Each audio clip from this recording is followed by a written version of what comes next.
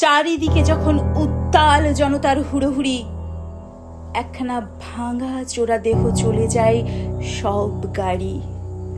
কেহ করে আর্তনাদ, কেহ করে প্রতিবাদ, আবার কেহ করে তথ্য লোপাট। রাতের আকাশে মিশেছে আলোর মশাল, পায়ে পায়ে হেঁটে যায় ওই দেখো ছাত্র দল।